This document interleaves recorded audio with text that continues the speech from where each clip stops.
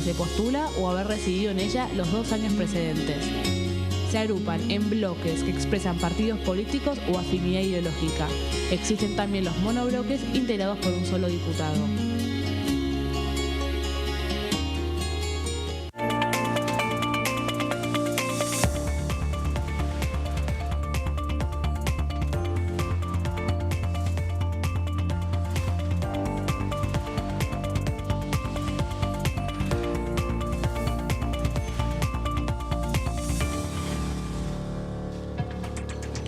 Muy bienvenidos, ¿cómo están? Este es el resumen, vamos a estar en vivo para poder traerles toda la información parlamentaria. Hay mucho que se está terminando de coordinar por estas horas con distintas reuniones, porque se está tratando de resolver cuándo va a ser la sesión extraordinaria para tratar la ley de bases y principios para la libertad de los argentinos. Estaba previsto que esa sesión sea mañana martes. No está descartado, pero todo indica que los plazos serían acondicionados para que esa sesión ocurriera el día miércoles. Hola, Seba, ¿cómo va? Bienvenido. ¿Cómo estás? ¿Todo bien? Bueno, muchas gracias. Así, no, haciéndole el aguante indica... a la continuidad informativa. la información indica eso, ¿no? Que sí, los tiempos darían más para que sucediera el miércoles la sesión. Bueno, todo parece indicar que sí, que para mañana sería demasiado prematuro, todavía falta pulir algunos acuerdos, hay cuestiones que ya están zanjadas, por lo pronto el trazo grueso de la agenda de lo que va a ser el tratamiento de esta ley de bases ya está resuelto, pero hay cuestiones que siguen trabando y todo parece indicar que finalmente la convocatoria de sesión sería el miércoles, al menos es lo que indica el Radio Pasillo, que nos comentaba hace un ratito Lourdes López, nuestra compañera del móvil. Hubo una conversación entre el presidente de la Cámara de Diputados, Martín Menem, con el secretario parlamentario Tomás Figueroa, ahí cerca del recinto, que llegó a oídos de los periodistas parlamentarios y hoy por hoy todo parece inclinarse, mejor dicho, a una sesión que se llevaría a cabo a partir de la mañana del día miércoles, ¿no? Hay que ver en qué momento se mete la reunión de la Comisión de Labor Parlamentaria. ¿Qué es lo que tiene que evitar la Libertad Avanza en la sesión que suceda? ¿Cómo? A ver. Claro, por ejemplo, me imagino, una cosa es... Bueno, primero hay que considerar el quórum. Me parece que no está demasiado amenazado porque a partir de lo que es la quita del paquete fiscal, hablamos de el aumento de retenciones, los cambios en la fórmula de movilidad jubilatoria, el blanqueo de capitales, la moratoria, el adelanto de bienes personales, todo ese combo que estaba trabando realmente el acuerdo, se consiguió un marco de acuerdo mucho más consolidado que permite imaginar que el quórum está garantizado para comenzar la sesión. Pero después, claro, hay que empezar a discutir artículo por artículo. A eso iba mi pregunta, porque la semana pasada conversábamos cuando todavía las facultades delegadas iban en torno a 9 emergencias consideradas, ¿no? Se habían sacado 2 solamente de las 11 que estaban incluidas en el primer proyecto de la ley de bases. Preguntábamos, ¿qué es lo que puede pasar en el recinto, ¿no? sin tener en cuenta lo que terminó sucediendo este fin de semana, que es que siguieron trabajando sobre las modificaciones? Yo, por ejemplo, consultaba, ¿puede darse el caso que se sigan podando facultades delegadas en el debate? Me decían, no, es poco probable, bueno, pero no se descarta, bueno, sería infrecuente, mejor que la ley llegue lo más abrochadita posible. Bueno, todo este compás de espera, esta ventana de todavía estamos esperando la confirmación y esto tiene que ver con estas conversaciones que se están dando ahora para evitar justamente que queda abierta la discusión al momento de la votación en particular. La idea es dejarlo todo lo más abrochado posible, tomando tus palabras, para evitar cualquier tipo de contratiempo una vez que llega al recinto, que puede estirar aún más una sesión que de por sí va a ser histórica, ¿no? Pero en términos de longitud. Suponete, Seba, que esa cuestión, ¿no? La perdurabilidad de la sesión no sea lo que preocupa, porque en términos reales,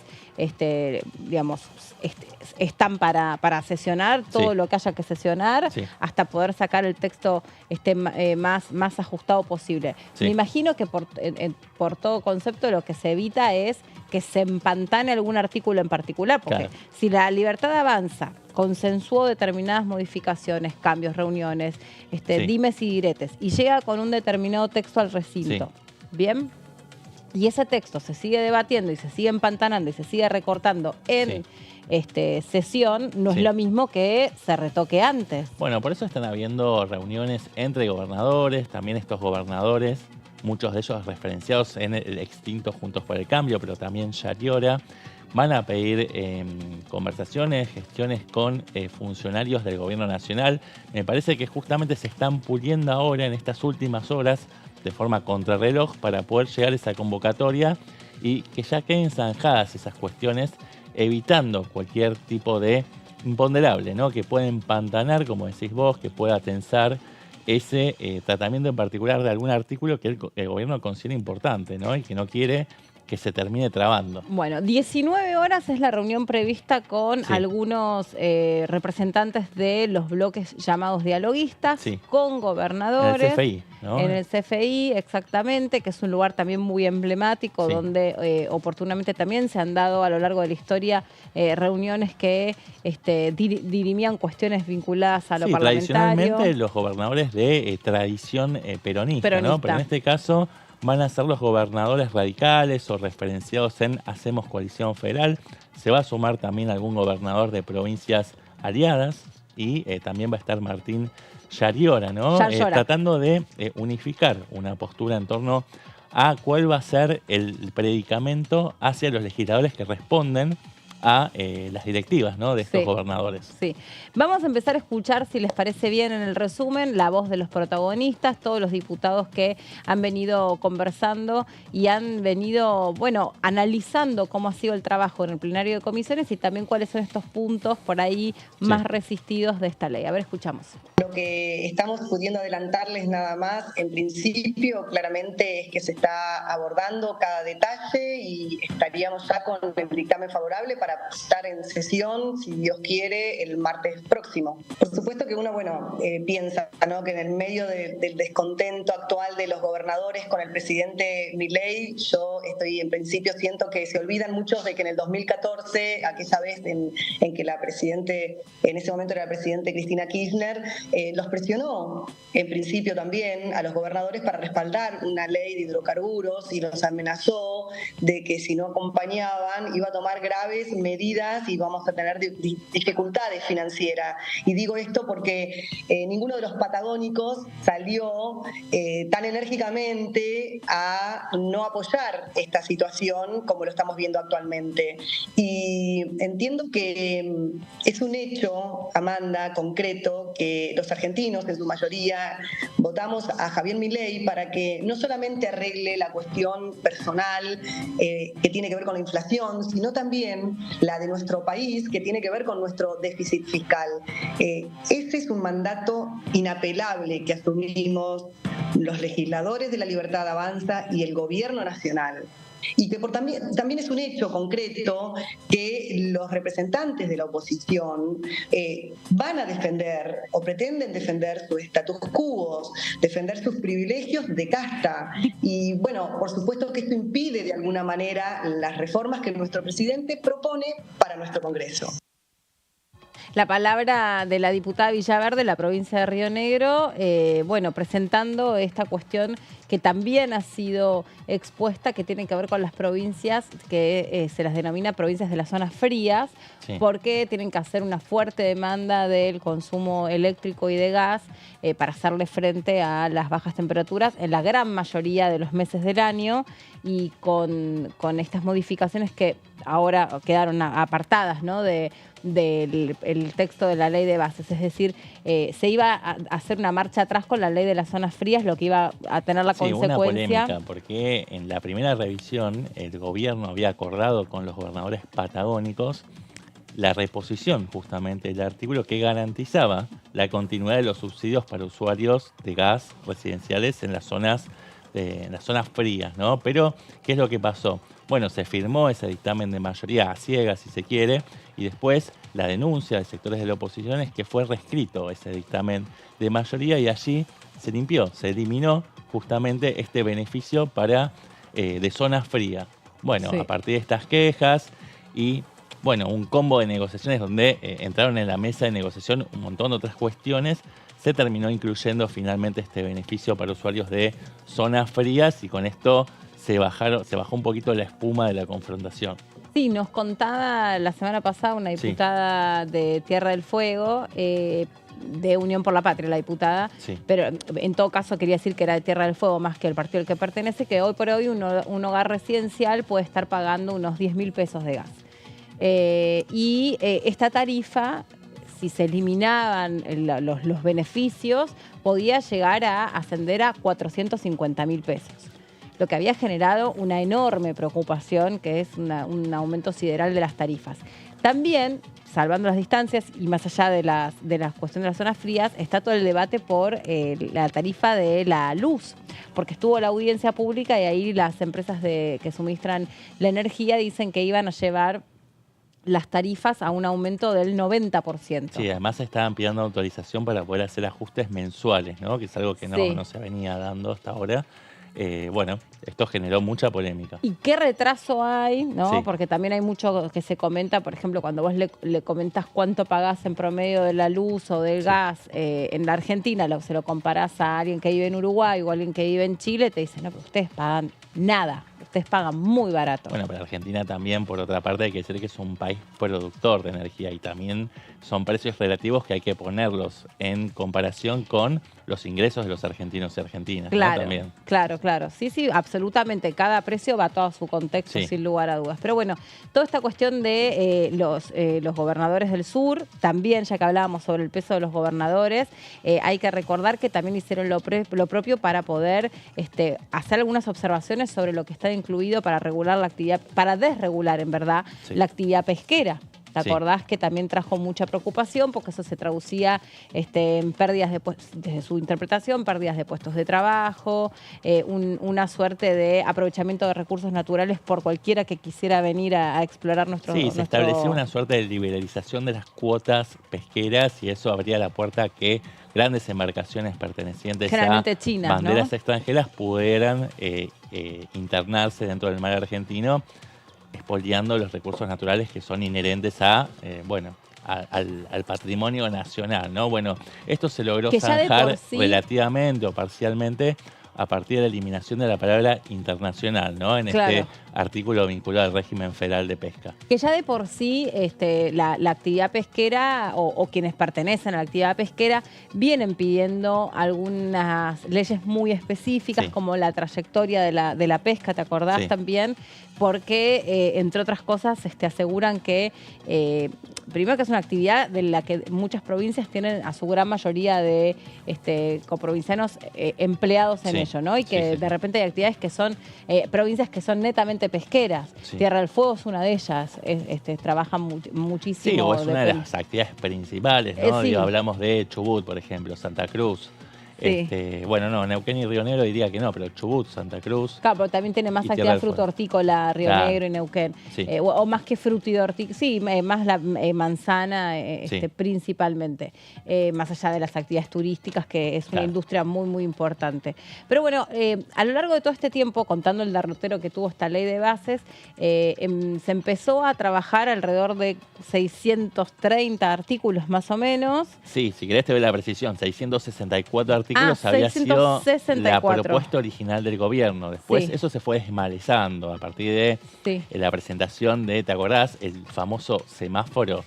Sí, el criterio de semaforización de los CR. Por parte de todo ese espectro de la oposición más blando, más dialoguista, bueno, dijeron, bueno, nosotros aceptamos las desregulaciones económicas, pero no así los aumentos de retenciones o los cambios propuestos en la fórmula de movilidad jubilatoria u otras cuestiones que para ellos eran inadmisibles. Bueno, a partir de ahí hubo ahí un toma y daca, un tira y afloje, una marcha y contramarcha, y el gobierno aceptó retirar una cantidad importante de artículos y quedó en una versión más reducida de alrededor de 580 artículos. Perdón, diría que menos todavía, 540 artículos.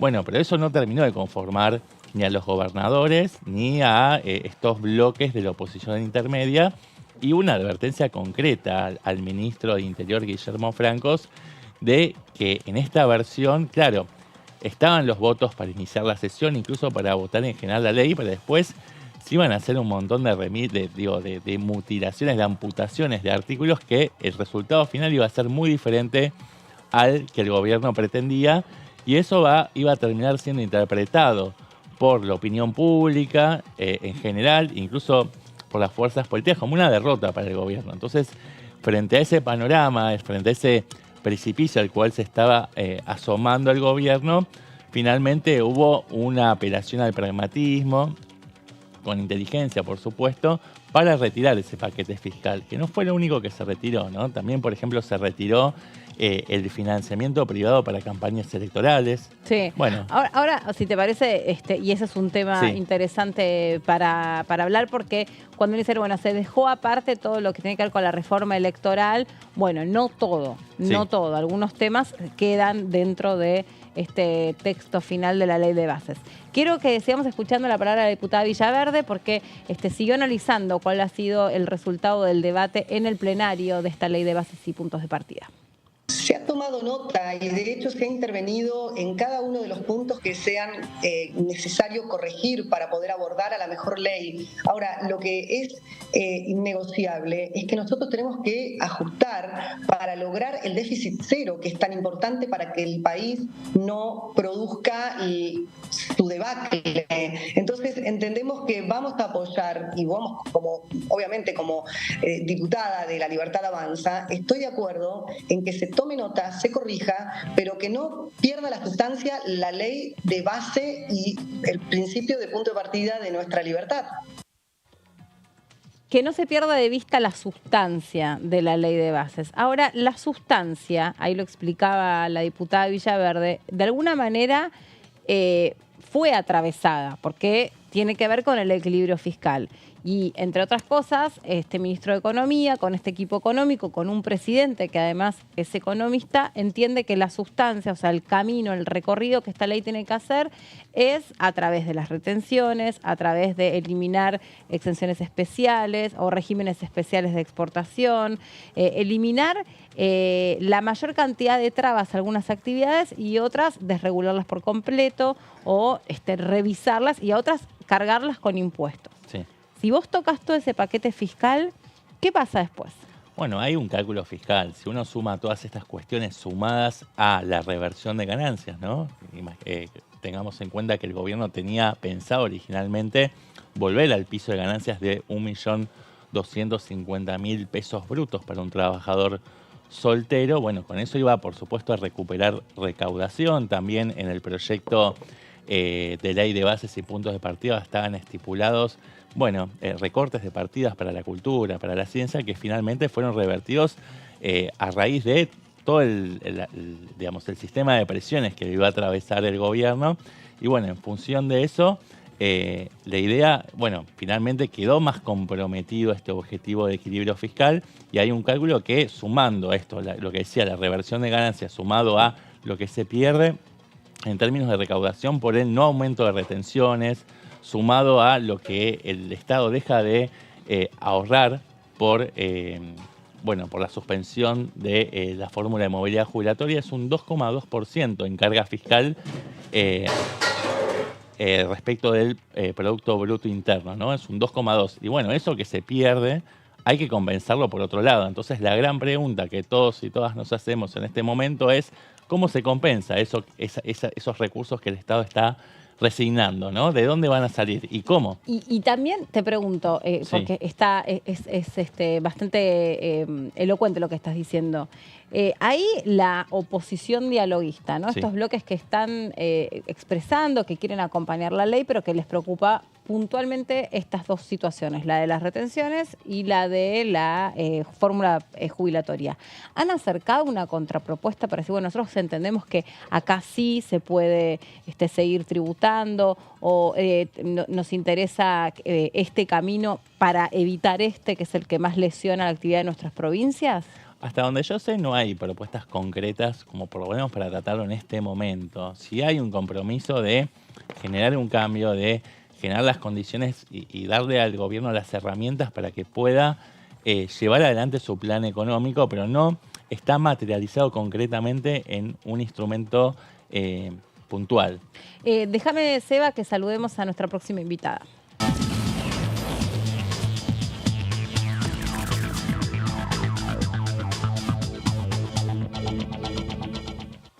La diputada Natalia Sarapura, representante de la provincia de Jujuy. ¿Cómo le va, diputada por la UCR? ¿Cómo anda? ¿Cómo está? ¿Cómo están? Un gusto. Buenas tardes. Bien, buenas tardes. Diputada, hasta acá, ¿en qué instancia usted valoraría que ha sido la capacidad de diálogo del oficialismo, de la Libertad Avanza, para ir aceptando las modificaciones presentadas? Bueno, yo creo que estamos en un momento que estas sesiones extraordinarias nos han permitido de alguna manera ir generando un proceso de construcción, si se quiere, de valorización de la importancia del funcionamiento del Congreso, del rol del Congreso. Creo que cuando entraba enero, ingresada el proyecto Ómnibus, las primeras cuestiones que nosotros planteamos es que nos parece importante que el Ejecutivo tenga herramientas para gobernar este proceso inflacionario.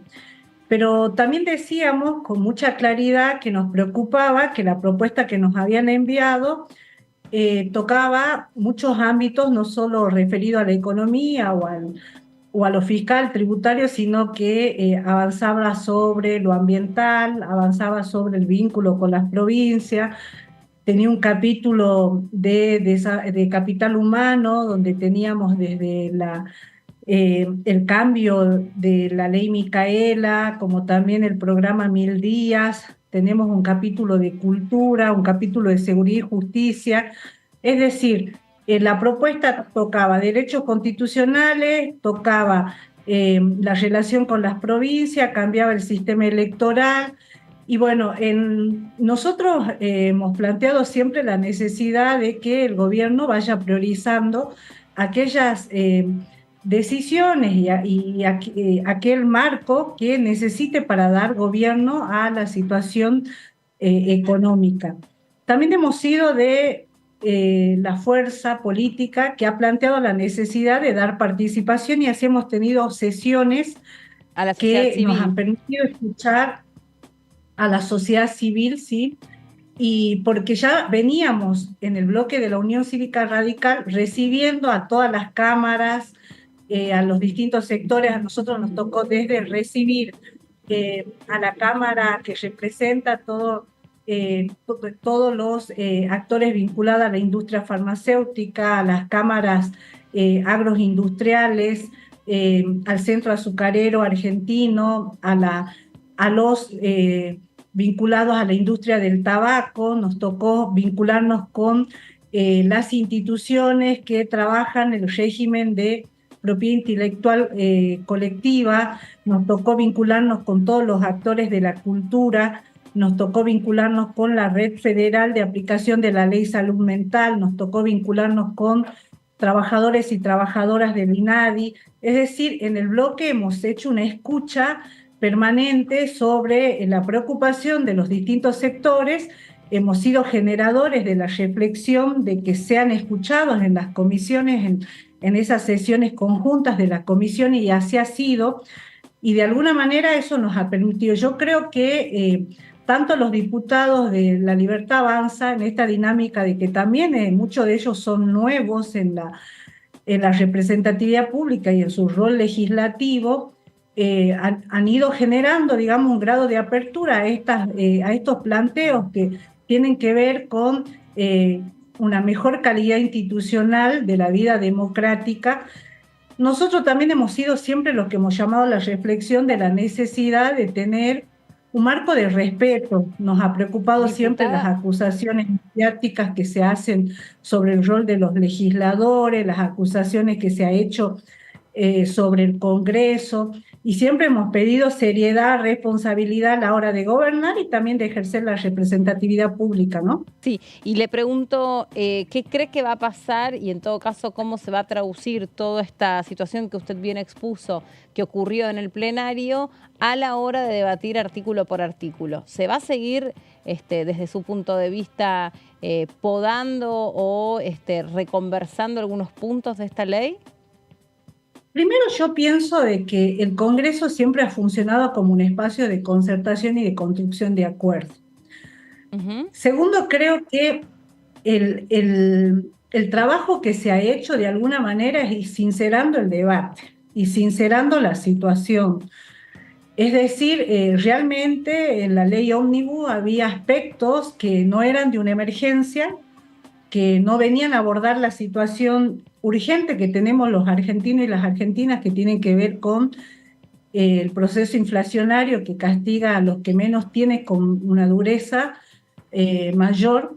Y sin duda también hay todavía inclusive aspectos que están en el último dictamen de mayoría que siguen siendo de un abordaje que podría darse en ordinarias. Por ejemplo, el capítulo de cultura. El capítulo de cultura, digamos, ha sufrido transformaciones producto de esta escucha, pero sigue siendo de la preocupación de un sector que se plantee el traspaso del Instituto Nacional del Teatro a la Secretaría de Cultura. Bien. Diputada, sí. Por ejemplo, sigue estando la apelo a su poder de INADI. síntesis porque nos tenemos que ir a una pausa, así que si quiere me dice esto último y la tenemos que despedir. No, decía que sigue habiendo aspectos, por ejemplo, la eliminación del INADI sigue siendo parte del dictamen de mayoría. Ahora, digamos, se retiró todo el paquete fiscal. Sin duda había temas del paquete fiscal que como bloque habíamos pedido que claramente se retire, el tema del ajuste a los jubilados, el tema de las retenciones a las economías regionales. Y todavía yo creo que se va a dar debate, vamos a tener una sesión con claro debate, porque por un lado hay provincias o legisladores de provincias que tenemos la defensa de algunos sectores, el sector productivo del tabaco, del azúcar, por ejemplo, se está planteando que ahora el Ejecutivo quiere modificar lo que ya está en el dictamen de mayoría respecto del tabaco. Hay muchos temas que todavía se siguen discutiendo, que sin duda que hay que ver eso va a ser, digamos, una sesión. ¿Cómo se traduce esto en la sesión? Claro. Diputada. Claro, sin duda va a ser algo debatida. Le quiero agradecer mucho su participación, muy amable, ¿eh? Interesante charlar con usted. Por favor. Gracias. Hasta la próxima, diputada Sarapura, de la provincia de Jujuy, por la UCR, ahí pormenorizando aquellos puntos que todavía están generando un poco de resistencia. Hacemos una brevísima pausa aquí en el resumen y nos metemos en el segundo bloque para seguir analizando qué es lo que está pasando con toda la actualidad parlamentaria. Ya venimos.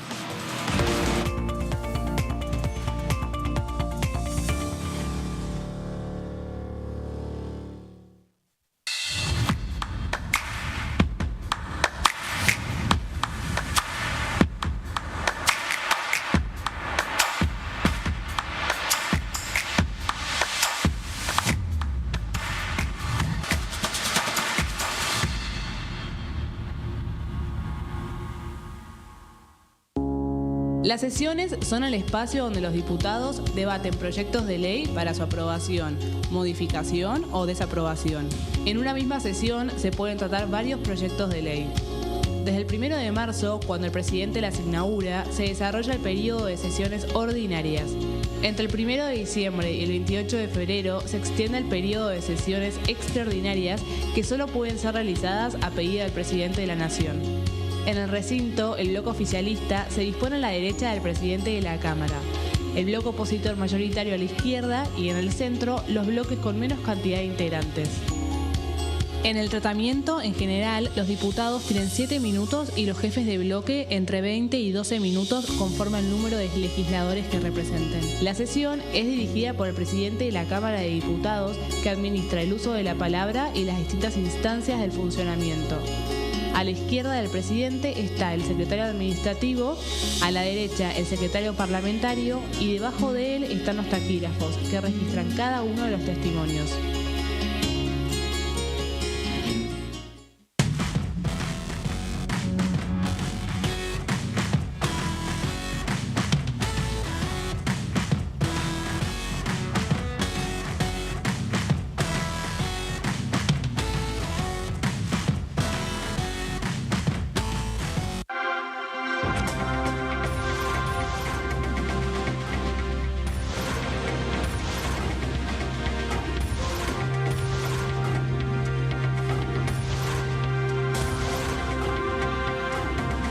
Ellos son tu voz en la segunda edición. DTV, el periodismo en el Congreso.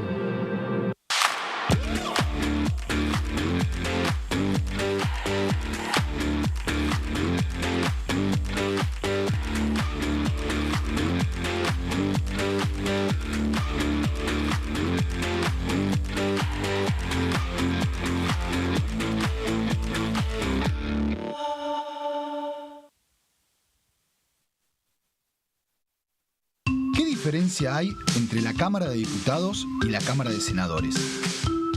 La Cámara de Diputados representa al pueblo de la nación argentina. Esto significa que las provincias más grandes y con mayor cantidad de habitantes tienen muchos más diputados que las provincias más pequeñas. La manera de establecer las cantidades es proporcional. La Cámara de Senadores representa a las provincias. Cada provincia envía 3 senadores al Congreso Nacional. El total de senadores es 72, dado que las provincias argentinas son 24. Este es un número fijo. Por ejemplo, la provincia de Buenos Aires cuenta con 70 diputados nacionales y la provincia de Tierra del Fuego con 5. Pero tanto la provincia de Buenos Aires como la de Tierra del Fuego cuentan con 3 representantes cada una en el Senado de la Nación. Cada 2 años, el Congreso Nacional renueva la mitad de sus diputados y 1/3 de sus senadores nacionales. El mandato de los senadores es de 6 años, mientras que el de los diputados es más breve, dura solamente 4 años.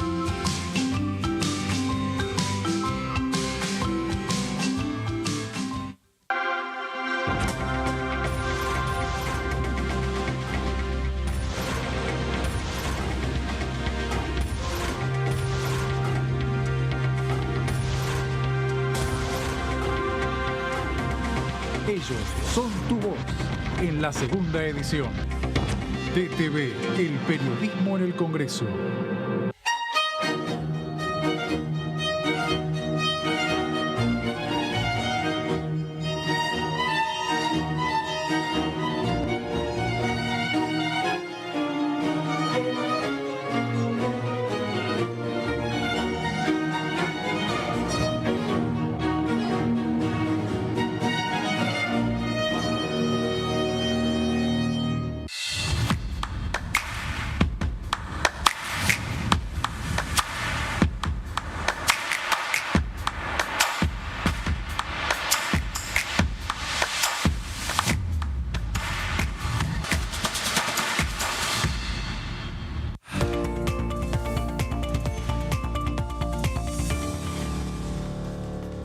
De regreso después de la pausa, seguimos adelante. Decíamos que a las 7 de la tarde, a las 19 horas, va a haber una reunión de los gobernadores con algunos integrantes de estos bloques que se los ha denominado bloque quórum o bloques dialoguistas, que quieren acompañar esta ley de bases, pero que han venido resistiendo fuertemente algunos puntos que tocaban directamente los intereses de las provincias. Tal vez en algunos casos hasta intereses más fundacionales de cada uno de los partidos, ¿no? Ha habido discusiones distintas, pero ellos sí han decidido de alguna manera responder todos juntos con este criterio de semaforización, con esta carpeta que tenía distintos colores con los que se les asignaba la posibilidad de paso a cada una de las leyes. Las que estaban en rojo, siempre mencionábamos, era retenciones y reforma previsional, y se pasó del rojo al violeta, si hubiera habido un cuarto color en el semáforo. Sí, no, una intransigencia total respecto de la suba de retenciones, también los cambios en la fórmula de movilidad jubilatoria. Eran 5 puntos, ¿te acordás? Sí, estaba la reforma electoral. Sí, el hecho de las facultades delegadas. Las facultades delegadas, que no fueran por 2 años, con la posibilidad de prórroga por 2 años más. También el hecho de que se tratara el paquete de privatizaciones en bloque, lo que se pretendía desde estos bloques de la oposición más amigable. Plantear algunas diferencias. Claro, poder establecer distinciones, ¿no? Bueno, estas empresas creemos que sí, que son plausibles de ser privatizadas, porque están las condiciones para que puedan serlo, pero estas otras no, porque son empresas que funcionan bien, que dan ganancias. Que son eficientes. Que tienen un buen management estatal o mixto. Así que, bueno, y así fue como se logró llevar a la mesa de negociación para que se quite a YPF de esa lista de 41 empresas iniciales, ¿no? Que se había propuesto como empresas privatizables, ¿no? Y después también se incluyó el caso de Nucleoeléctrica, ARSAT y el Banco Nación como empresas que pueden ser privatizadas, pero parcialmente, ¿no? tomando por ejemplo el caso de YPF, que es una empresa mixta con participación estatal mayoritaria, con el 51%, pero que se maneja como una sociedad anónima, ¿no? No es una sociedad del Estado. Y durante este fin de semana a la ley de bases y puntos de partida se la siguió trabajando. Sí. Se la siguió analizando, se le siguió agregando y aceptando algunas modificaciones y observaciones. Es la razón por la cual ya hubo distintas versiones sobre distintas posibilidades de sesiones, incluso una que podría ser mañana y que hasta ahora no se dieron las condiciones porque la ley todavía no había sido lo suficientemente trabajada y retocada como para poder bajar al recinto. Nos está llamando Lourdes desde el móvil. Señor diputado, ¿va a haber más modificaciones? Bueno, me acaban de preguntar eso. El texto sigue siendo un texto muy extenso, casi de 400 artículos con más de 4 anexos, que en la totalidad de los anexos son aproximadamente 200 artículos más. Es decir, un anexo es todo un nuevo régimen de la competencia. Otro anexo es todo un régimen de inversiones que tiene más de 70 artículos. Para que uno tome dimensión, hay reformas al Código Civil, reformas al Código Penal, reformas a la Ley de Tránsito, reformas a los regímenes ambientales, reformas a cuestiones económicas, financieras, delegaciones, es decir, todos sabemos de lo que se trata una ley ómnibus de esta envergadura. Me parece que hay un nivel de consenso sobre una cantidad de articulados que torna la verdad lo que... Soy optimista en cuanto a que lo que va a salir va a ser una gran reforma en la legislación argentina. Si a uno le parece que se sacó poco, a otros les va a parecer que se sacó mucho. Bueno, esas son las miradas subjetivas. ¿Cree que va a haber sesión finalmente el miércoles o que se necesita más tiempo? Bueno, no depende de nosotros. Nosotros la verdad que estamos trabajando en tiempo récord. El bloque del radicalismo empezó haciendo la primer propuesta de semaforización que terminó siendo la base sobre la cual trabajaron todos los bloques en el Parlamento. Y cada vez que hay una respuesta del gobierno, inmediatamente nosotros trabajamos con todos nuestros equipos que son de excelencia, haciendo aportes todo constructivos y todos en pos de que salga la mejor ley. Y hemos trabajado con las urgencias del caso, entendiendo que hay un contexto muy complicado en la Argentina y entendiendo también que hay un gobierno que tiene 45 días de asumido y en la medida que nosotros podamos, que creamos que es mejor para el país y que es razonable la reforma, va a contar con nosotros. ¿Cuán importante va a ser la reunión de gobernadores de hoy de la tarde? Siempre es importante porque son actores de mucha relevancia, son actores que han sido votados por la gente, por eso repudié fuertemente las declaraciones en su momento del ministro de Finanzas Caputo, por destempladas, por desubicadas, por ser de un ministro que está a tiro de decreto contra gobernadores elegidos por el pueblo de las provincias. Los gobernadores, y esto lo digo sin alarmar a nadie, lo digo con mucha serenidad, pasaron por 3 estadios. Al comienzo, como son hombres de gestión, tuvieron una empatía muy grande para con el gobierno, de saber que está asumiendo en una situación compleja. Ya de por sí la asunción de un gobierno en el país como el nuestro siempre es compleja, pero agravada por la carencia de funcionarios, por mucha desorganización. Entonces estuvieron ahí prestos a colaborar en todo. Segundo, tuvieron un accionar los gobernadores de ir con sus reclamos, que son legítimos de cada provincia, a las distintas oficinas ministeriales a ver si se les resolvían. La verdad que no fueron teniendo respuestas. Y tercero, empezaron a alarmarse y ahí me parece que empieza el conflicto con los gobernadores porque dicen, bueno, al final del día, ¿cómo es la historia? Se van a hacer reformas que aumentan el centralismo del gobierno nacional porque se recauda más a través de retenciones o de impuesto país y se vacían o languidecen las finanzas provinciales. Si vuelve la lógica del látigo y la chequera, bueno, eso es lo que preocupa a los gobernadores. Estimo que eso no va a ser así, por eso me parece importante la reunión de los gobernadores de hoy. ¿Cuál es la postura con respecto al Fondo de Garantía de Sustentabilidad? ¿Cuál es su postura? Creo que han terminado aceptando la propuesta nuestra y no tocando ese tema. ¿Escuchó el reportaje que le hicieron al presidente en un medio extranjero y entre otras cosas decía que no hay un plan B? Sí, de aparte, porque hay tanta información y hay tanta fake news, viste, que al final no sabes si escuchás o opinás. Ayer casi me hacen opinar sobre una declaración de la vicepresidenta que no había sido. Pero vio el reportaje. No lo vi por completo. Que no hay plan B, bueno. ¿La UCR va a estar unificada? Siempre vamos a bregar porque se vote de forma unificada, sabiendo que somos un partido en donde lo que nos caracteriza por excelencia es que tenemos una postura democrática y siempre hay miradas, semánticas, posiciones distintas. En lo más importante, en lo más relevante, en darle los instrumentos a un gobierno que recién asume, anhelo y aspero, y estoy trabajando para eso, para que el radicalismo vote de forma unificada. ¿Qué postura, por ejemplo, va a tomar en lo que tiene que ver con privatizaciones? Bueno, nosotros estamos en desacuerdo con una mirada. Siempre nuestro partido está en una postura de racionalidad y de equilibrio. Sé que no está de moda, sé que no garpa, sé que por ahí no da tantos votos, sé que por ahí no entra en un tuit, sé que por ahí no da el rating que pueden dar las excentricidades, los exabruptos o las extremidades, pero bueno, es nuestra templanza, es nuestra convicción, creemos que el país va a salir con sensatez y equilibrio, entonces damos cuenta que hay una multiplicidad de empresas públicas que no hacen más que agravar el déficit del Estado. Mira, les voy a dar un ejemplo muy concreto, muy gráfico. Recién corto con el intendente de Río Tercero, Marco Ferrer, que es un gran amigo mío, y lo llamaba preocupado para ver cuál era su postura sobre fabricaciones militares, ¿no? Me dice, mira, obviamente que es un tema muy polémico en mi ciudad, pero yo entiendo y conozco exactamente la situación de esa empresa y es un desastre. Y por más que se la edulcore ideológicamente, la verdad que está haciendo muy mal las cosas el Estado ahí.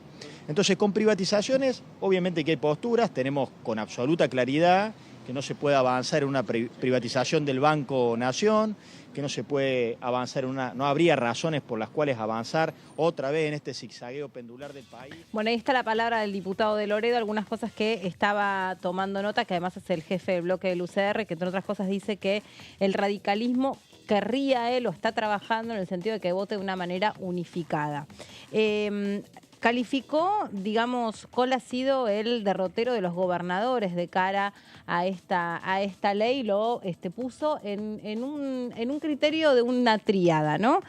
Primero pasaron por un estadio de empatía con el gobierno, de entender que efectivamente el gobierno necesita llevar adelante determinadas medidas. Luego dice que los gobernadores empezaron a accionar con algunos reclamos vinculados a la realidad de cada una de las provincias, pero una acción con prudencia, una acción que hacía cuenta simplemente de poder poner sobre la mesa de diálogo cuáles eran las necesidades concretas de cada una de las provincias y en qué sentido esta ley de bases podía ponerla en jaque o complicarla. Y por último, habló de conflicto.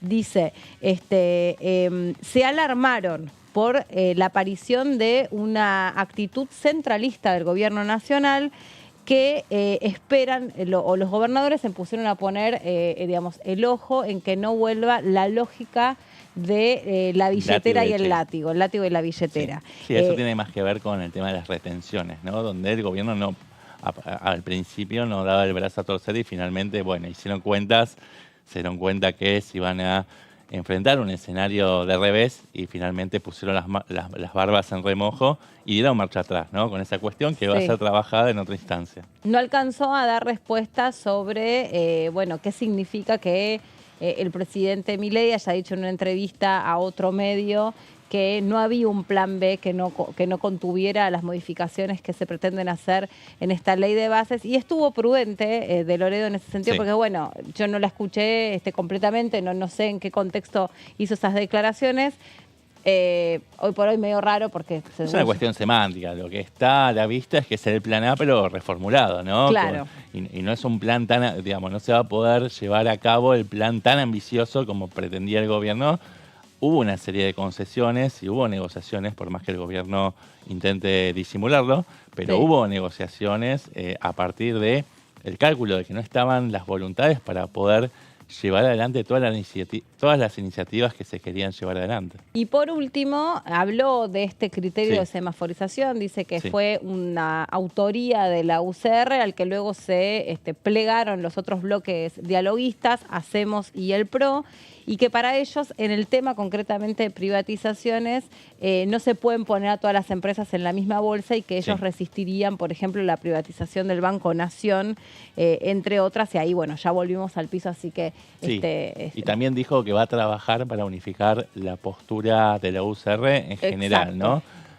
Siempre ratificando esta vocación de la Unión Cívica Radical de brindar al gobierno las herramientas que necesita para poder desplegar su plan de gestión, ¿no? En esta coyuntura tan crítica que atraviesa la nación. Sí, trabajar para poder dar una votación unificada. No es otra cosa lo que viene diciendo una y otra vez la UCR desde el principio, pero bueno, es verdad, hubo una etapa donde había una vocación de colaboración, pero después hubo una decepción porque los interlocutores no le daban, no expresaban el nivel de apertura que ellos necesitaban para poder avanzar con los acuerdos, y finalmente se abrió esta ventana de diálogo a través de una carta de presión que ejercieron los gobernadores, ¿no? Que fueron fundamentales. El rol de los gobernadores, sí, sin dudas.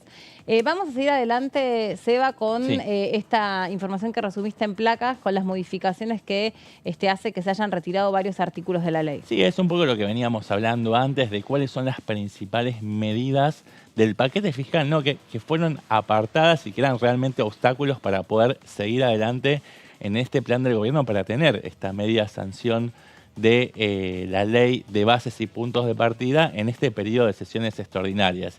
Y en el primer renglón encontramos los cambios en la fórmula de movilidad jubilatoria. Originalmente el gobierno lo que impulsaba era la lisa y llana suspensión de la fórmula de movilidad jubilatoria, pero no establecía ningún tipo de lineamiento acerca de qué es lo que iba a suceder con la actualización de los saberes de pensionados y de jubilados. Bueno, a partir de ahí hubo una presión, un ida y vuelta con los bloques de la oposición dialoguista y se llegó a la conclusión de que era necesario establecer una fórmula de movilidad jubilatoria alternativa para poder reemplazar esta que no estaba dando resultados, que es la fórmula que está vigente desde el principio de 2020, que implementó el gobierno de Alberto Fernández, que está basada en una combinación entre la recaudación y la variación salarial. Pero claro, en este contexto de disparada de precios, quedan muy por detrás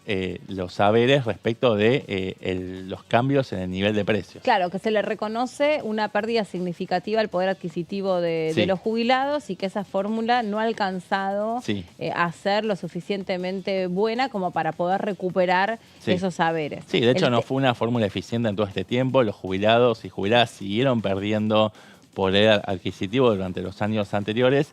Y lo que se pretende desde el oficialismo, y esta es la contraoferta que le llevaron a los bloques dialoguistas, es reemplazarla por una fórmula que esté atada a la inflación, ¿no? A la inflación que marca el IPC respecto del mes anterior. Pero bueno, ¿cuál fue el problema, claro, el nudo que se presentó? ¿A partir de cuándo? ¿A partir de cuándo se iba a hacer este empalme entre una fórmula y la otra? Lo que propuso sobre la mesa el oficialismo, o mejor dicho el gobierno, era establecerlo a partir del mes de abril, ¿no? Sí. El problema que se suscitaba y que, bueno, ponían un poco en advertencia los bloques de la oposición es que esto no iba a registrar, no iba a dar cuenta de los meses de mayor escalada inflacionaria, que son los del primer trimestre, porque son aquellos que donde mayor impacto tienen digamos, sinceramiento de los precios relativos, como por ejemplo las tarifas de servicios públicos, alimentos, la nafta, bueno, los alimentos, todo digamos, se desguazó todo el sistema de regulaciones de precios del Estado y con eso hubo un sinceramiento, un reacomodamiento de precios que generó mucha presión, ¿no? En el nivel de inflación en estos primeros meses. Se supone que a partir del segundo trimestre se va a temperar esta inercia inflacionaria, pero el tema es que ahí, en esos 3 meses, los jubilados y jubiladas van a perder poder de compra, ¿no? De sus saberes. Entonces ahí fue que los bloques de la oposición dialoguista pusieron el grito en el cielo y dijeron, bueno, nosotros con esto no queremos saber nada. Claro, y porque quedan exceptuados esos meses y hay que ver cuál es la manera de compensar lo que pasa en este trimestre. Pero ahí se hablará de bonos, de algún tipo de pago especial. Bueno, eso me excede. No retroactivo. Por lo pronto lo que se logró acordar es dejar este tema de lado.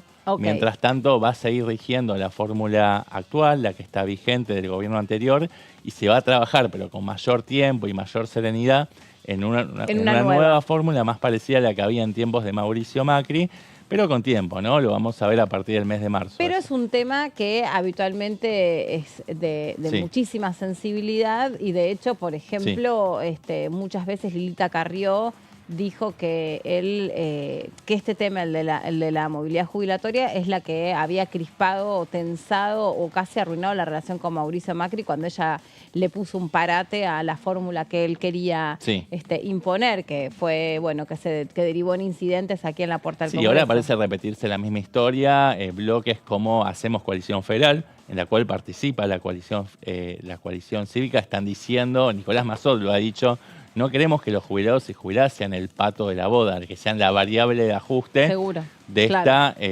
este plan de ajuste, ¿no? Que tiene, que es necesario que lleve adelante el gobierno nacional, pero que no sean los jubilados los que lo paguen, ¿no? Que sean otros sectores de la economía. Bueno, vamos a la siguiente placa y ahí pasamos directamente al segundo pilar de este paquete fiscal que fue dejado de lado y que permite tener mejores perspectivas para avanzar con la media sanción de la ley de bases. Hablamos entonces de los derechos de exportación. Se había aceptado, por ejemplo, reducir a cero el arancel para las economías regionales, pero eso no terminó de satisfacer las aspiraciones de los bloques dialoguistas y que representan claramente al bloque de gobernadores de Juntos por el Cambio y también sumemos también al gobierno de Córdoba, de Río Negro y de Neuquén. Además, las exportaciones industriales, pesca y producción de malta subían en ese esquema al 15%, del 12 al 15%. Se mantenía la suba de retenciones a la soja y productos derivados como la harina y el aceite del 31 al 33%. Esto es una estocada al modelo de negocios de estas provincias productivas, ¿no? De la Pampa húmeda, como por ejemplo Córdoba, Santa Fe, Entre Ríos. Y el incremento de las retenciones al trigo y al maíz del 12 al 15%. Bueno, ese es un aspecto que no pasó por el colador ni por el semáforo de estos bloques dialoguistas y en el marco de este paquete fiscal el gobierno aceptó finalmente dejarlo de lado para no trabar el avance del resto de las desregulaciones. También, bueno, el último ítem habla del aceite esencial de limón y los productos vitivinícolas, o sea, todo lo que es la industria del vino, van a seguir pagando un 8%. Pero bueno, hay que decir también que en diciembre hubo una medida del gobierno anterior que habían llevado a cero los derechos de exportación que pagaba el vino. Seguimos entonces con la siguiente placa y esta es otra de las medidas que quedan dejadas de lado, ¿no? Como el blanqueo de capitales, este régimen de exteriorización de activos no declarados para residentes y no residentes que tenían tiempo para poder adherir hasta el 30 de noviembre del 2024, según estaba previsto. La idea también era cobrar un impuesto especial para sumas mayores a $100.000, porque por debajo de ese piso no se pagaba ningún tipo de alícuota. Bueno, la alícuota también variaba en función de los plazos de adhesión, era una especie de escalera, tenías un primer nivel para quienes adherían hasta el 31 de mayo del 5% de alícuota sobre estos bienes que no estaban declarados y que se quería declarar. Hasta el 31 de agosto se pagaba un 10% y finalmente terminaba este sendero con un 15% de alícuota para aquellos que adhirieran hasta el 30 de noviembre, según era la propuesta de este blanqueo de capitales. Pero no termina allí porque acá dice, por ejemplo, que la adhesión al régimen implicaría que esos contribuyentes quedarían librados de toda acción civil y por delitos tributarios, cambiarios, aduaneros e infracciones administrativas que pudieran corresponder por el incumplimiento de las obligaciones vinculadas o que tuvieran origen en los bienes, créditos y tenencias que se declaren. Es decir, bueno, por estos delitos de haber ocultado bienes o por haber no exteriorizado activos, ya sea dentro del país o en el exterior, bueno, todo lo que tiene que ver con sanciones quedarían totalmente eximidos a partir de este beneficio. Bueno, no es ni más ni menos que un blanqueo de capitales, que es un instrumento remanido que quieren implementar todos los gobiernos para hacer caja, para tener más recursos frescos, para sanear las finanzas públicas, ¿no? No, y para repatriar gran parte de los ingresos de los argentinos que están en paraísos fiscales para o repatriar, pero también para hacer caja, porque a partir de eso tienen que pagar una alícuota determinada que es jugosa, ¿no? Así es. Seba, hagamos una cosa, porque sé que tenés mucha más información, Queda porque un poquito, claramente quedaron afuera bastantes artículos de esta ley de bases y principios, pero bueno, tenemos que hacer una pausa, si te parece bien. Sí. Y en un ratito vamos a hacer eso, les vamos a contar en qué quedó la discusión sobre cuándo está pautada la próxima sesión extraordinaria. Están nuestros compañeros en el móvil. De hecho, nos están llamando. A ver, vamos un ratito para ahí. ¿No puede haber más cambios para que esto finalmente sea el miércoles o cómo viene la negociación? Es el miércoles. Estamos hablando y Ha habido un dictamen ya de mayoría con disidencias, que es el que vamos a someter a tratamiento. ¿Esta imagen de los dos juntos es porque van a apoyar o como que...? Venimos al diálogo. Desde el primer día estamos tratando de ayudar, colaborar y que el gobierno tenga las herramientas. ¿Que sacaron en cuenta el paquete? ¿Qué otras cosas quedan por discutir? Es una ley muy grande. Hecho original para que se llegara a un acuerdo. Muchísimas cosas, una ley muy ambiciosa, más de 600 artículos, 6 anexos, ¿no? El hecho de que se hayan sacado 137 artículos, Miguel Ángel, ¿sigue siendo una ley ómnibus? Sin duda. Y es una ley que abarca distintas temáticas, como dijo acá el diputado. Así que bueno, vamos a ver si podemos sesionar el miércoles. ¿Creo que va a votar unificado? ¿Cuánto influyó que se bajara el capítulo fiscal y que se... Y para otros bloques es muy para otros bloques fue importante porque ha sido pedido por otros bloques. ¿Cuál es la postura del PRO de sustentabilidad?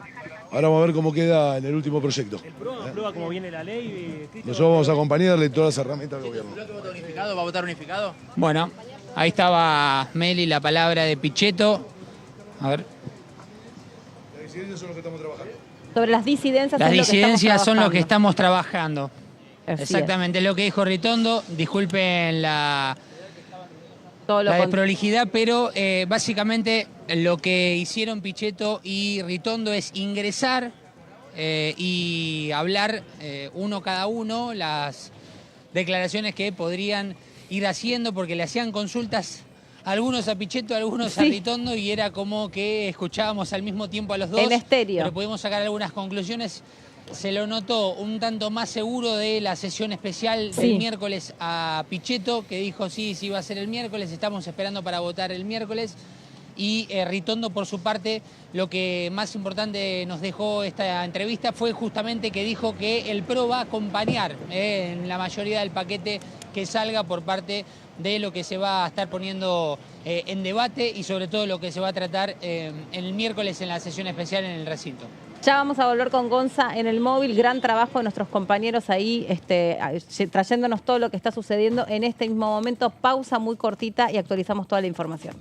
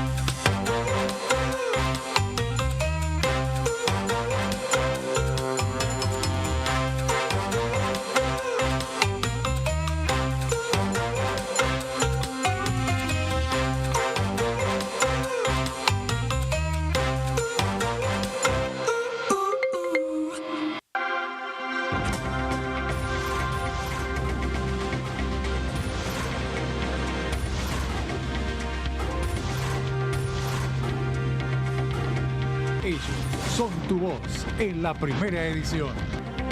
TTV, el periodismo en el Congreso. ¿Qué diferencia hay entre la Cámara de Diputados y la Cámara de Senadores? La Cámara de Diputados representa al pueblo de la nación argentina. Esto significa que las provincias más grandes y con mayor cantidad de habitantes tienen muchos más diputados que las provincias más pequeñas. La manera de establecer las cantidades es proporcional. La Cámara de Senadores representa a las provincias. Cada provincia envía 3 senadores al Congreso Nacional. El total de senadores es 72, dado que las provincias argentinas son 24. Este es un número fijo. Por ejemplo, la provincia de Buenos Aires cuenta con 70 diputados nacionales y la provincia de Tierra del Fuego con 5. Pero tanto la provincia de Buenos Aires como la de Tierra del Fuego cuentan con 3 representantes cada una en el Senado de la Nación. Cada 2 años, el Congreso Nacional renueva la mitad de sus diputados y 1/3 de sus senadores nacionales. El mandato de los senadores es de 6 años, mientras que el de los diputados es más breve. dura solamente 4 años.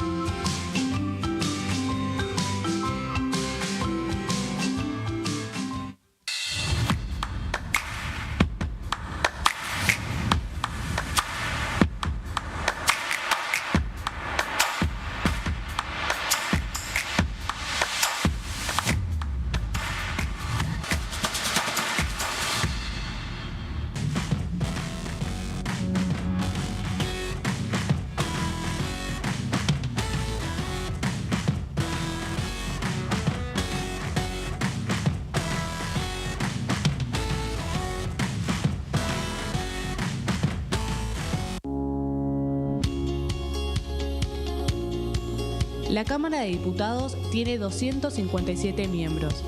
Los diputados debaten y sancionan leyes que rigen en todo el territorio nacional.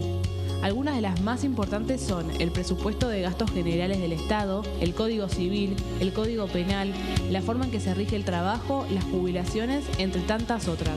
Además, controla y hace un seguimiento de las políticas del Poder Ejecutivo a través de la visita de diferentes funcionarios o el pedido de informes, así como la posibilidad de realizar juicios políticos a los funcionarios. La duración de los mandatos de los diputados es de 4 años y pueden ser reelegidos indefinidamente. Desde el momento en que asumen y hasta el final de su mandato, no pueden ser acusados, interrogados judicialmente, ni molestados por las opiniones o discursos que imitan desempeñando su mandato. Son requisitos para ser diputado tener al menos 25 años, 4 años de ciudadanía argentina y haber nacido en la provincia por la que se postula o haber residido en ella los 2 años precedentes. Se agrupan en bloques que expresan partidos políticos o afinidad ideológica.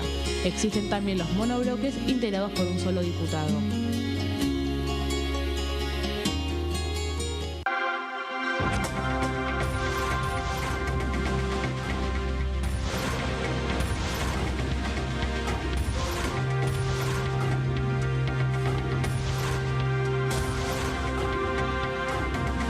Ellos son tu voz en la segunda edición.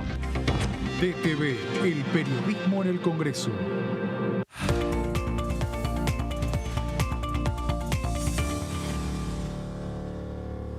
Nos metemos en el último tramo del resumen. Nos está llamando Gonza desde el móvil con mucha información que se está actualizando minuto a minuto. Gonza.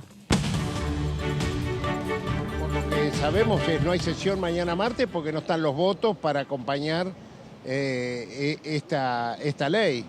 Y lo grave no son las reformas que se han dejado de lado, sino lo grave es votar las facultades, darle las facultades extraordinarias, que me parece que ahí está el tema, en el artículo 4. No podemos dar facultades extraordinarias para que después él con las facultades legislativas no hay confianza para que no reimplante todo lo que dice ahora que no va a ir. ¿Eso es lo que va a pedir usted, o su espacio, mejor dicho, el artículo 4? Bueno, nosotros en principio vamos a votar en contra en general la ley y a su vez las delegaciones de facultades también vamos a votar cuando se vote en particular en contra, porque nos parece que a diferencia de otras leyes de emergencia, ¿no? Esta es una ley por primera vez que cambia la matriz del país. La matriz en el tema social, en el tema cultural, en el tema económico, en el tema financiero. Por lo tanto, me parece que no es una ley para ser tratada en este tiempo. Es una ley, son varias leyes dentro de una ley, hay que ir ley por ley. ¿Cómo fue tomado? ¿Por DNU? ¿Cómo? ¿Teme que el gobierno gobierne por DNU? Bueno, no tengo dudas de que la voluntad que tiene es gobernar por DNU, porque precisamente lo primero que hicieron es el decreto de necesidad de urgencia. Al ver que cayó tan mal, mandaron la ley ómnibus. Ahora, ¿cuál es el tema? Ni la ley ómnibus ni el DNU tienen un solo constitucionalista que diga que está de acuerdo. O sea, yo quiero que me pongan Yo hablo de los constitucionalistas que no piensan como yo y los que piensan como yo. Hablo de Sapsay, hablo de Andrés Gil Domínguez, hablo de Ricardo Gil Lavedra, que ha sido presidente del bloque de la Unión Cívica Radical. Todos se han manifestado absolutamente en contra de esta ley ómnibus porque dicen que no es constitucional. Miren, hay 3 clases de leyes. Las leyes naturales, que son las leyes de la naturaleza, la salida del sol, las lluvias, y las leyes racionales, que son las que se discuten en los parlamentos, y las leyes ómnibus, que tienen como sentido dotar a una persona de todos los poderes. Eso es lo que no podemos hacer, eso es lo que no vamos a hacer. ¿Cómo fue tomado por el bloque la eliminación de este capítulo fiscal, Eduardo? Bueno, nosotros creemos que Caputo dice, bajamos el régimen fiscal, pero vótennos las facultades extraordinarias, que desde ahí las vamos a poner de vuelta. Pero no han... engaña pichanga, así lo hemos calificado. ¿No lo han tomado como un mérito importante del gobierno? No le creemos. Miren, lo que hay que voltear, lo que ellos tienen que deponer es el artículo 4 de la ley, que es cuando piden delegación de facultades especiales. Gracias. No, gracias a vos. Gonza. Bueno, Meli, otro protagonista más que hemos tenido aquí en la variedad de voces. Falta mencionar algo importante. Sí. Dentro del Palacio Legislativo ha pasado antes de Rodrigo de Loredo, antes de Ritondo, de Pichetto, de Eduardo Valdés, de Venegas Lynch, también la presencia de varias personas importantes, entre ellas José Luis Espert, el diputado de la Libertad Avanza, presidente de la Comisión de Presupuesto y Hacienda, la presencia de Santiago Caputo, una de las personas más importantes y cercanas a Javier Milei, claro. Justamente en lo que es su actual gobierno. Por eso digo, hay personas muy importantes en estos momentos en el Palacio Legislativo, en medio de la información que esperamos que se confirme de la labor parlamentaria para mañana Gonza, a las 7 de la tarde y la sesión especial para el miércoles, que todavía no tiene la confirmación. Recién estaba recordándome cómo habíamos empezado nuestra tarde.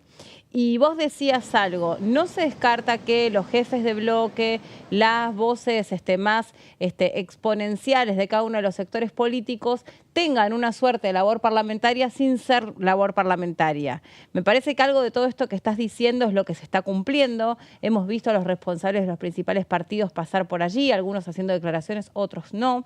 Pero antes, aquí sentado con nosotros, un miembro de la Libertad Avanza dijo que a su vez ya estuvo reunido con Oscar Sago, el jefe de la Libertad Avanza, y que seguían hacia la posibilidad de sesionar el miércoles, aunque no descartaban el martes. Bueno, ahí están o van quedando, si querés, pintadas o esbozadas en estos testimonios que vos fuiste obteniendo a lo largo de estos últimos minutos, las posturas. Hay voluntad por parte del UCR, por parte de Hacemos y por parte de el PRO, porque ahí casi que recuperaste un poco las tres posturas de estos partidos dialoguistas, de acompañar la ley. Pero ahora llegó el momento de mirarla con lupa, ¿no? Sí, y sumo una declaración de Rodrigo de Loredo, que continúa hablando un poco más. Tuve la oportunidad de preguntarle, bueno, ¿qué va a hacer la Unión Cívica Radical?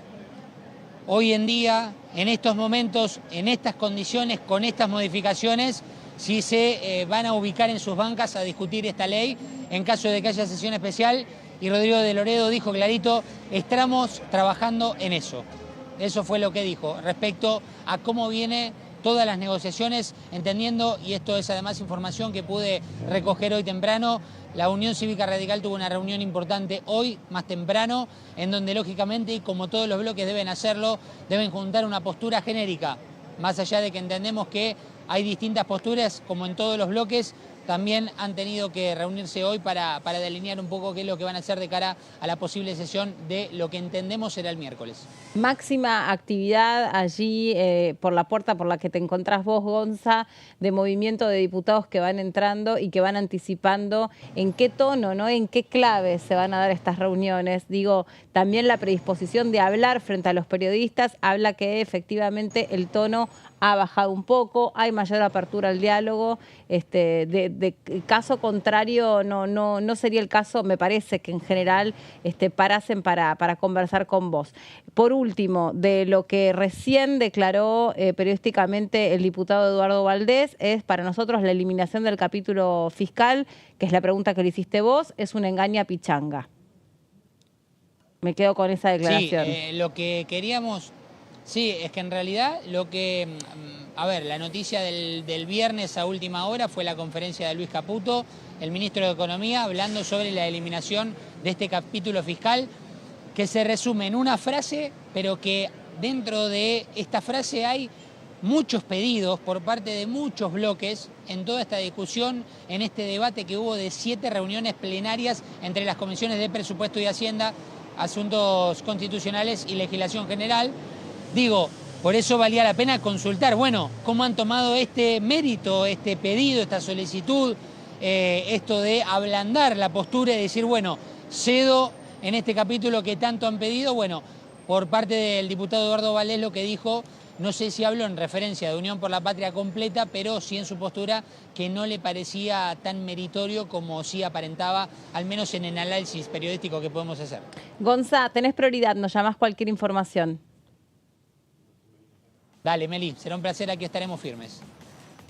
Pobre, derritiéndose, ¿no? Porque a esta hora de la tarde hace un calor infernal, así que están haciendo un trabajo excepcional nuestros compañeros porque nos están trayendo el clima de cómo se está... Sí, es información de primera mano, súper fresca, en el marco de reuniones que se están dando en este momento y con personajes de primera línea. Digo, recién Gonza nos mencionaba que está José Luis Espar, que tiene un rol clave en este momento, decisivo. Y como Santiago Caputo, ojo con este dato también. Santiago Caputo, muy que relevante. es el asesor estrella. El armador de La Libertad Avanza. Armador, se dice que tiene, digamos, un rol importantísimo en términos de la comunicación institucional del gobierno. Y si está acá Santiago Caputo es porque se está terminando de cristalizar algún tipo de acuerdo. Así que hoy son horas cruciales, se están tomando definiciones.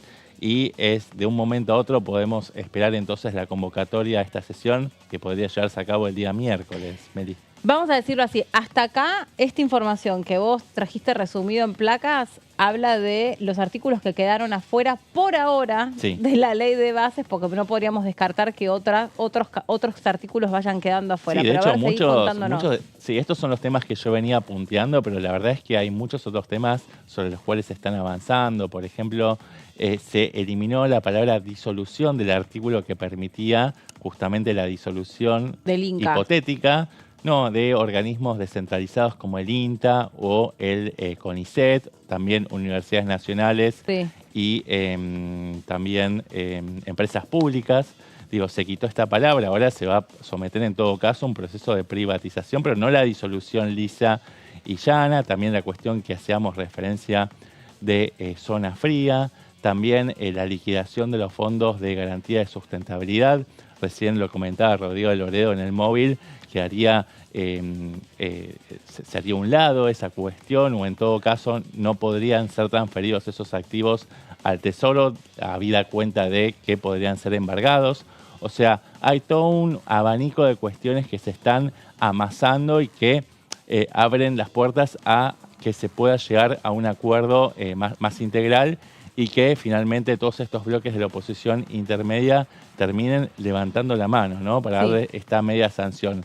No así la postura, claramente, me parece que ya hay una decisión tomada política de Unión por la Patria. Previamente, Unión por la Patria, de resistir, ¿no?, a este paquete de desregulaciones que, como dijo el diputado Valdés, generan un cambio de matriz, ¿no? Un cambio de matriz económica, y entonces no están dispuestos ni siquiera a entregar la delegación de facultades ni siquiera por un año, ¿no? Porque, bueno, lo que consideran es que, bueno, si le damos un año van a tratar de hacer todos estos cambios de regulación económica y de desmantelamiento de todo el sistema de protecciones sociales en menos tiempo. Claro.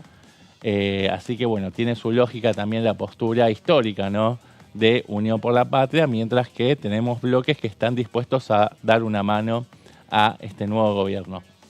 Bien, hablamos recién entonces de este paquete fiscal que fue removido del proyecto de ley de bases y puntos de partida, y punteamos, por ejemplo, los cambios en la fórmula de movilidad jubilatoria y también el aumento de retenciones. Pasamos también por el blanqueo de capitales y llegamos en la siguiente placa, que ahora me va a pasar producción, directamente a otro tema que fue dejado de lado, como el adelanto de bienes personales. A ver si me ponen la siguiente placa. Bueno, esta placa en realidad completa un poco lo que veníamos hablando del blanqueo de capitales, donde se incorporó, por ejemplo, un premio a contribuyentes cumplidores desde el 2020 a la fecha. Mira, esto es inédito, porque justamente frente a cada planteo de posibilidad de blanqueo siempre siempre se dice lo mismo. Bueno, parece que el mensaje al final del día es hacer de cuenta que el que cumplió, el que hizo un esfuerzo, el que siempre estuvo atado a sus responsabilidades, no importa y que siempre se termina premiando o incentivando al que no hizo las cosas bien. Sí, se termina incentivando a la persona que deje de cumplir con sus obligaciones tributarias. Total, al final del día vas a tener un perdón fiscal que te va a eximir de todo tipo de sanción, ¿no? Bueno, entonces ahí hubo un llamado a la advertencia por parte de los bloques que estaban referenciados en Juntos por el Cambio, pidiendo que se incorpore un premio a los contribuyentes cumplidores para de esa manera compensar un poco esa cuestión, ese conflicto ético, ¿no?, que presenta cada uno de los planes de blanqueo, ¿no?, que presentan los sucesivos gobiernos. Sí, que ojo que también, aunque Sí. me imagino que menor, también termina teniendo un costo en la tributación, ¿no? Sí. Porque si vos estás mejorando la alícuota correspondiente a bienes personales, para Claro. los que hicieron todo, está bien, de acá en adelante. Pero ya está corriendo este periodo Sí, fiscal. está asignando recursos concretamente en lo que sería bienes personales, ¿no? Este premio a contribuyentes cumplidores se basa justamente en una reducción de las alícuotas de estos bienes para los periodos fiscales del 2024, 2025 y 2026. Así que estamos hablando de una base fiscal importante, es una Sí. carga tributaria importante que el Estado estaría resignando en aras de generar una compensación a aquellos contribuyentes cumplidores y no dar un mensaje de que es el viva la pepa, total, al final del día vamos a tener ese perdón fiscal. Pero esto no es todo, también dentro de este paquete fiscal que fue apartado de la redacción final de este dictamen de mayoría, se proponía un esquema de pago anticipado de bienes personales para los montos que corresponden a los próximos años unificados y hasta el 31 de diciembre del 2027, es decir, hasta el final de la gestión de la libertad avanza. Y se proponía un plazo de adhesión al régimen especial de ingreso del impuesto sobre los bienes personales hasta el 31 de marzo del 2024 y un plazo para la cancelación total de este impuesto de bienes personales hasta el 31 de mayo del 2024, aunque el 75% debía pagarse antes del 31 de marzo. Es decir, que era un régimen que establecía metas bastante cortas, ¿no? En poco tiempo ya había que cancelar, si querías tener este beneficio de adelantamiento del impuesto a los bienes personales con esta reducción de las alícuotas, tenías que rápidamente cancelar el 75% de estas obligaciones. Vamos a la siguiente placa con... no, estamos hablando de lo mismo, de más beneficios de este régimen de adelanto de bienes personales, como lo que decíamos recién, la baja general de alícuotas en los próximos años, las tasas, que hoy van del 0,50 al 1,5%, pasarían a ser en el 2024 el 0,5 y 1,30% respectivamente, en el 2025 de 0,5 y 1,10% respectivamente, para llegar finalmente al año 2026 entre el 0,50 y el 1%, y el 2027, es decir, el último año de este sendero, quedaría solamente una alícuota única de 0,5%, y es la tercera parte, ¿no?, del 1,5% que se paga actualmente. Así que es un beneficio importante, hay que decirlo. Y también, por supuesto, estabilidad, se le garantizaba a este contribuyente cumplidor la estabilidad fiscal hasta el año 2038 en relación con bienes personales y otros impuestos patrimoniales que puedan ser creados en el futuro, no pudiendo ver incrementada su carga fiscal, ¿no? Bueno, te da previsibilidad de cara al futuro próximo. A ver, ahora en la siguiente placa vamos a seguir detallando algunas cuestiones vinculadas a este paquete fiscal. Ya estamos llegando al final. Ahí está. Decime, Meri. No. Bueno. Sí, que tenías una última. Sí, esta creo que ya es la última, la moratoria impositiva, que es este régimen de regularización de obligaciones tributarias, aduaneras y de la seguridad social para personas humanas hasta 60 cuotas, ¿no? Acá también hay diferentes escalas porque es diferente el tratamiento que se hace para las personas físicas con hasta 60 cuotas, mientras que a las micro y pequeñas empresas se les concede hasta 84 cuotas para pagar esta moratoria, las medianas 60 cuotas y las grandes empresas hasta 36 cuotas, ¿no? Pagando primero un adelanto importante y después el saldo en cuotas. Sí. Estas obligaciones, comprende obligaciones impositivas vencidas hasta el 30 de noviembre del año 2023 y excluye deudas por RT, aportes y contribuciones obras sociales, seguros de vida obligatorios, aportes a personal de casas particulares, entre otros. Bueno, en materia fiscal también muchas veces durante el año pasado, cuando vino a exponer quien hoy es diputado y anteriormente era titular de la AFIP, explicaba que uno de los problemas con los que también se enfrenta el ente recaudador, que es la AFIP, es la moratoria, ¿no? Es esto que estamos explicando, es esta situación a donde muchos contribuyentes, algunos eligen no hacer lo que se llama elusión, ¿no? O sea, eligen no pagar porque encontraron una maniobra, una estrategia, y otros no pueden y entran ahí, ¿no? En atrasos con el monotributo, en atrasos con obligaciones genera una bola de nieve de intereses. Claro, también, ¿no? Claro. Y que lo que les cuesta es ponerse al día, porque no encuentran un plan que se ajuste a sus necesidades, sobre todo en un contexto que está atado a mucha inestabilidad económica y mucha inestabilidad también del empleo. Sí, por eso hay planes de facilidades de pago que establece la AFIP para algunos casos en particular, ¿no? Claro. Con plazos también establecidos. Sí, es decir, el Estado tiene muchos impuestos, pero también tiene la arquitectura tributaria dentro de la región es bastante pesada, pero también lo que le pasa es que se encuentra después con un contribuyente al que le cuesta mucho cumplir con sus obligaciones. Le cuesta mucho recaudar al Estado. Claro. Entonces hay una plata que por un lado está fugada y hay otra plata que está en manos de los contribuyentes, solo que no pueden terminar de ponerse al día con sus obligaciones. O porque lisa y sencillamente se les va la plata en vivir. Sí. Y entonces no pueden cumplir con los aportes, no pueden cumplir con las obligaciones o con los vencimientos, y ahí es como decís vos, se va armando toda una bola muy difícil de regularizar y de desarmar. Exacto. ¿Qué es lo que está pasando ahora mismo en el Congreso? Porque todo lo que pasa te lo vas a enterar acá en la pantalla de TV, es que están habiendo reuniones finales de los máximos responsables de cada uno de los partidos. Hemos visto a los representantes de Unión por la Patria que un poco ya tienen una decisión adelantada que está más en sintonía con lo político que con el contenido de la ley. Y después tenés los bloques dialoguistas, que son los que quieren acompañar al gobierno, con algunas tensiones obviamente en el medio, pero que van a tener que trabajar sobre este último proyecto enviado, ¿no? Sí, que ahí en definitiva van a acompañar. El tema, lo que se está viendo ahora es ese hilado más fino, ¿no? Están tratando de pulir lo más posible para que ese acompañamiento tenga la menor cantidad de contradicciones, ¿no? A sus propios principios. Me parece que esas son las coordenadas en las que se está manejando el debate en el día de hoy, ¿no? Y estamos esperando esa fumata blanca, ¿no? Ya vimos a los principales líderes parlamentarios. Gonza se pudo topar ahí y le sacó importantes testimonios a Cristian Ritondo, a Rodrigo de Loredo, está Miguel Pichetto, están siendo convocadas al unísono los principales líderes parlamentarios, está Santiago Caputo, que es un emisario directo del presidente Javier Milei, así que hoy está madurando y está cayendo de maduro ya la decisión. Vamos a tener, antes de que termine el día, una convocatoria a sesión seguramente, Meli.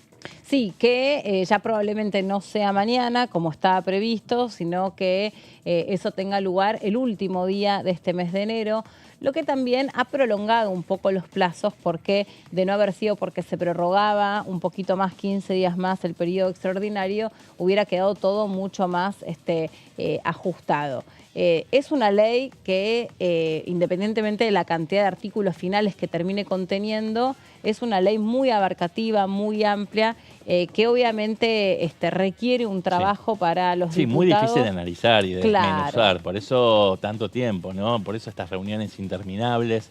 Son muchos puntos que hay que analizar, hay que verlos también desde una mirada integral y holística, no se pueden ver aisladamente un tema con el otro. Y no. Por eso es tan compleja la discusión. Y no se puede hacer eso que decís vos, porque además no podés descuidar el corazón. El corazón para que no se convierta justamente en un debate que termine siendo pura cáscara. No se puede tampoco ir mucho más allá de las concesiones que hasta aquí ya se han otorgado a través de las distintas modificaciones o eliminación de artículos y todo esto que nos venís contando, que es mucho más profundo que las placas, pero bueno, no nos hubieran alcanzado los programas para seguir poniéndolo en placas.